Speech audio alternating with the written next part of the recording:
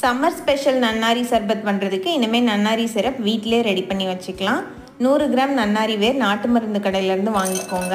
இது நம்ம உடம்புக்கு குளிர்ச்சி தர்றது மட்டும் இல்லாமல் இன்னும் எக்கச்சக்க ஹெல்த் பெனிஃபிட்ஸ் இருக்குது. டீட்டெயில்ஸ் எல்லாம் டிஸ்கிரிப்ஷன்லேயும் இருக்குது, செக் பண்ணி பாருங்கள். இந்த வேரை 2-3 தடவை நல்லா கழுவிட்டு 1/2 லிட்டர் தண்ணி சேர்த்து ஓவர் நைட் ஊற வச்சதுக்கப்புறமா வேர் மட்டும் தனியாக எடுத்து மிக்ஸி ஜாரில் இந்த மாதிரி பொடி பண்ணி எடுத்துக்கோங்க.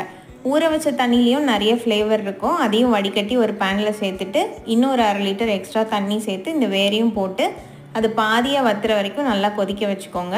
இதை நான் 2 தடவை வடிகட்டி எடுத்துக்கிறேன். முதல்ல ஒரு பெரிய வடிகட்டியில் வடிகட்டிட்டு கொஞ்சம் ஆறுனதுக்கப்புறமா இந்த மாதிரி மெல்லிசான வடிகட்டியில் வடிகட்டிக்கிறேன். இதில் 120 கிராம் சுகர் சேர்த்து இந்த மாதிரி 1 ஸ்ட்ரிங் கன்சிஸ்டன்சி வந்ததுக்கப்புறமா அடுப்பை ஆஃப் பண்ணிவிட்டு ஒரு லெமனோட ஜூஸ் சேர்த்து மிக்ஸ் பண்ணிக்கோங்க.